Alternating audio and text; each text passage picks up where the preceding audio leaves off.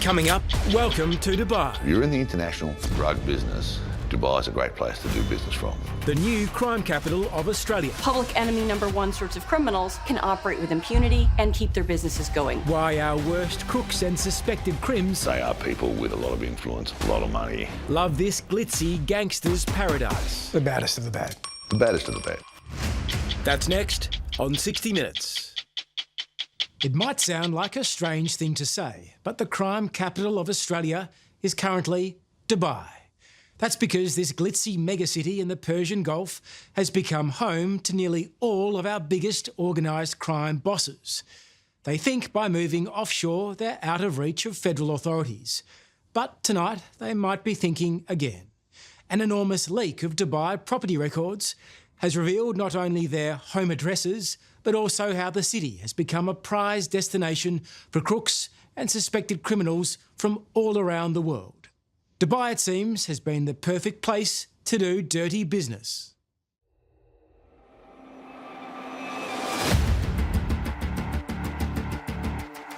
The police in Dubai want the world to think they're doing a great job.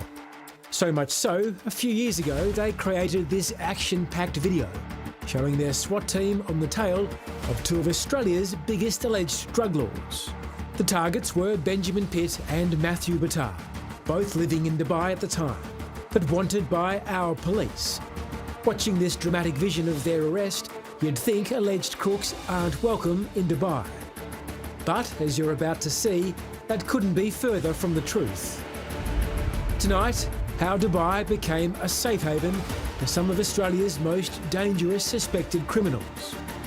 These are people right at the top of the tree. The baddest of the bad. The baddest of the bad. We take you inside a global investigation, exposing Dubai's luxury real estate market as a dumping ground for the dirty money of the criminal elite. Do you ask where they have their money from? Don't ask. Because it's like our concern, such as our concern is just what you want to know. From villas on the water to apartments in the sky, the biggest ever leak of Dubai property data leads us straight to the luxurious compounds of Australian crime figures who've made the city their home away from home. Public enemy number one sorts of criminals are able to operate there with a high degree of impunity in a way that you don't see anywhere else in the world. From the air, you can see why Palm Jumeirah is one of Dubai's most exclusive addresses. This is where you'll find some of the city's most extravagant properties. And halfway down the palm-lined Frondi is the home linked to Angelo Pandelli, Australia's most senior Hells Angel, our biggest Mr. Big. At the moment, it's the site of a major renovation. But make no mistake, this sprawling beachfront villa, purchased by his wife for more than $15 million, is prime real estate. And in Dubai, Pandelli is living not as a crook, but as a king. He would travel regularly, first or business class. He'd eat at the best restaurants. I think he'd be living a very comfortable life. If anyone knows just how large Angelo Pandelli can live, it's Tim O'Connor. He's now a criminal defence lawyer, but until recently he spent years directing operations for the New South Wales Crime Commission, tracking Pandelli as he rose through the ranks to become Australia's most powerful organised criminal. What sort of a man is Pandelli? He's quite intelligent, very low profile, doesn't like the limelight,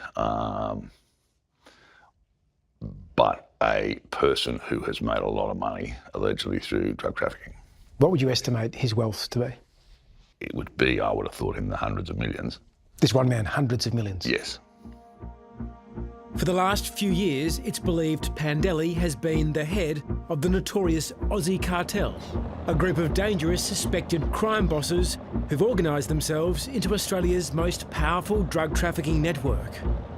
Each year, it earns an estimated $1.5 billion, allegedly smuggling ice and cocaine into Australia from one of its headquarters in Dubai.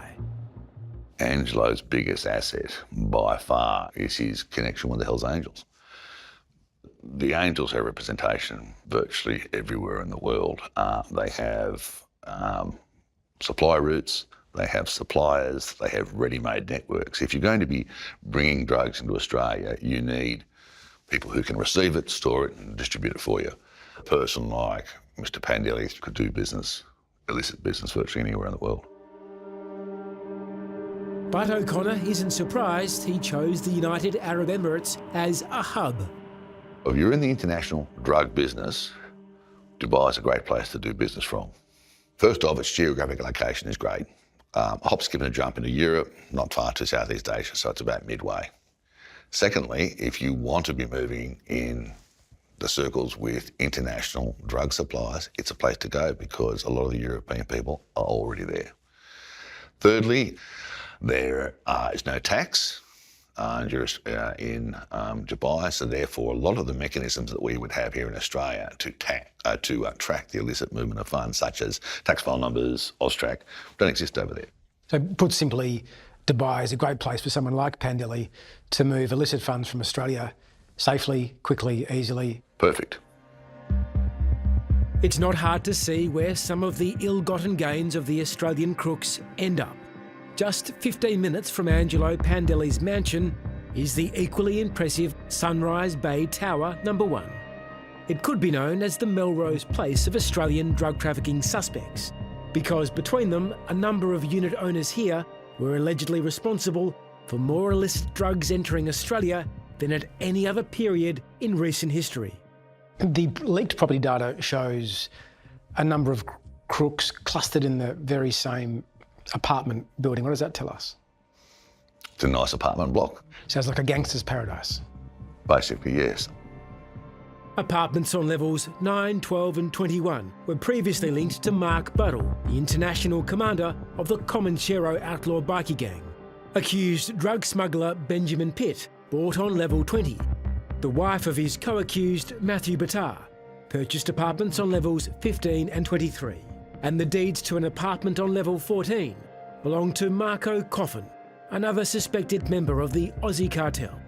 A short drive from Sunrise Bay Tower is the villa purchased by Coffin's associate, Mohammed Bousseleh, also considered a top Australian target by the federal police.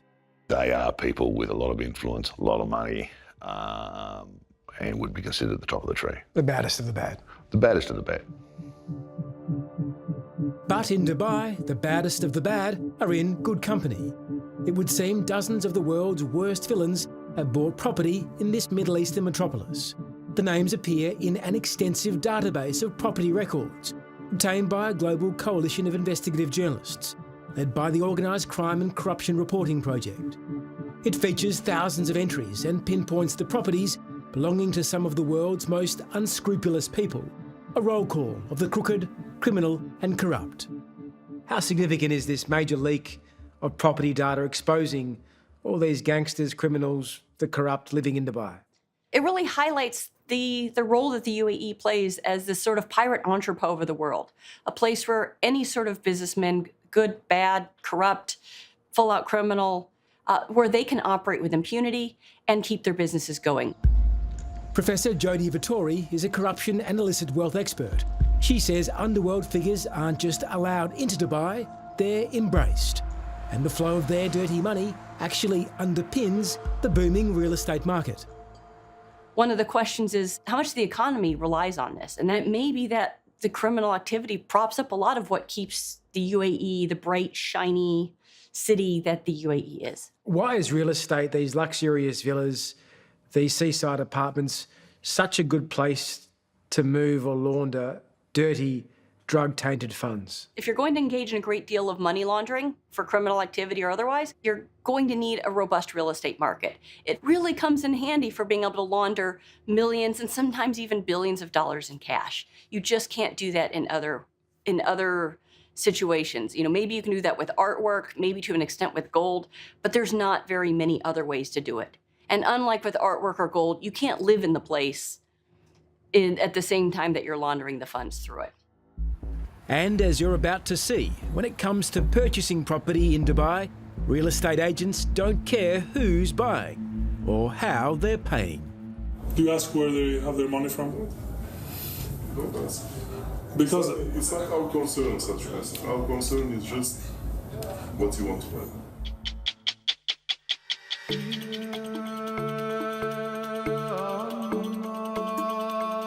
With its skyline punctuated by glistening skyscrapers and man-made beaches lined with mega mansions, Dubai has long had one of the world's hottest real estate markets. A desert dream for property developers, the last 50 years has seen an explosion in high-end, high-luxury living. And, according to a mega property data leak, an influx of the world's worst villains, including a raft of some of Australia's suspected drug trafficking kingpins. Public enemy number one sorts of criminals are able to operate there with a high degree of impunity in a way that you don't see anywhere else in the world. Georgetown University professor Jodie Vittori studies corruption and illicit finance. She says Dubai has become known as a playground for the organised crime elite. So under the right conditions, you can live very freely, presumably with the knowledge of those in charge of the country, and be able to operate your banking, your money laundering, park your yacht there, park your aircraft there, buy a palatial mansion, put your kids in school, all of those sorts of activities that you couldn't get away with anywhere else in the world. It's also been a place that has allowed individuals who are criminals to be able to openly buy real estate there in a way that would be much harder to do anywhere else. You only have to spend an afternoon with one of Dubai's real estate agents to learn that here, anything goes. What's mind-blowing is how brazen it all is. What you're watching is covert footage captured in Dubai by a Swedish television reporter. The man being filmed is one of the city's top real estate agents, in charge of selling some of Dubai's best properties. And as you're about to see, he doesn't care who's buying or how they're paying. We have a lot of people from all over the world. We have people who's running from their countries to invest here with full cash. only cash. Cash people, exactly. How do they bring them here? In bags? Yeah, Dubai is like a movie, you know. So it's a good place if you you're feel corrupted. You will feel comfortable. You see that it is totally safe. How much cash do you take? Whatever you carry. Okay. They're the frank confessions of a man used to the requests of the very rich. Even he acknowledges it's the city's relaxed regulations around real estate that draws so many people in and enables them to keep huge amounts of money safe. It's one of the point of attractions in Dubai. That's why people, they coming from everywhere. It's like they have some part of money, they want to make it safe. Where to put it, you can put it in Dubai. It's very simple. So you're not like buying drugs or something like that. You are buying properties which is giving benefits to the government itself. Yeah, but maybe some do buy drugs in other countries and take the money and... They have to follow everyone what they are doing from where they... Do you ask where they have their money from? Don't ask. Because it's not our concern, such as our concern is just what you want to buy. In response to this global investigation, an official from the United Arab Emirates insists it takes its role in protecting the integrity of the global financial system extremely seriously. The statement also said the UAE works closely with international partners to disrupt and deter all forms of illicit finance. And while it's true there has been some cooperation with Australian authorities with the arrest and extradition of Benjamin Pitt and Matthew Battar, many other suspects remain. The UAE insists it is cleaning up its act. Things are getting better. Can we believe that? It's hard to believe. They say they're cleaning up, but all of these individuals have been able to live very, very openly in the UAE. And so it belies belief that they are really significantly cleaning up their act, at least when it comes to certain key criminal actors in the world. Certainly, some of Australia's most senior suspected criminals maintain interests in Dubai. Angelo Pandelli and Mohammed Bousseleh are not only linked to luxury property, they're also suspected by Australian authorities of continuing to import drugs. John, the fact that Angelo Pandelli can purchase a $10 million US villa in Dubai without seemingly so much of a blink from the Dubai authorities, what does that tell us? There's a lot of speculation about how he's done it and what might have been done to stop him doing it. There's perhaps an argument to say the Dubai authorities could have done more, but there's almost certainly an argument to say Australian authorities could have done more.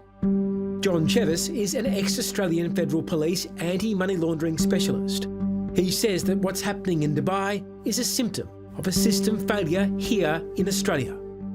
For money to have been generated in Australia from crime to then be moved out of Australia across our borders into another country is a process of multiple steps. And there are possible points where law enforcement in various parts of the world could have done more to stop that happening.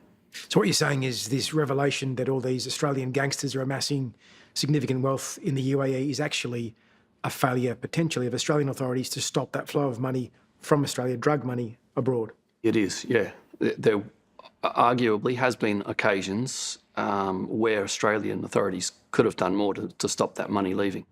The Dubai property leak highlights a grim truth known to almost every senior law enforcement official in the nation. Drug trafficking and organised crime is occurring on an unprecedented scale, but it's not a political priority. Police are having some big wins, but they're barely denting the drug and dirty money flows that fuel so many corruption, economic and health problems. Former New South Wales Crime Commission Director Tim O'Connor says the crooks, or at least a good bunch of them, are winning. Organised crime networks have almost perfected the way to bring drugs into Australia.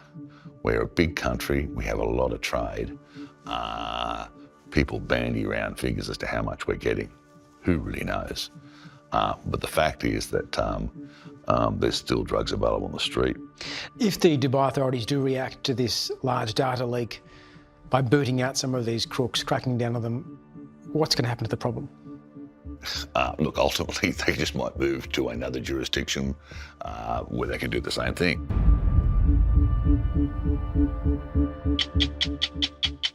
Hello, I'm Nick McKenzie. Thanks for watching 60 Minutes Australia. Subscribe to our channel now for brand new stories and exclusive clips every week.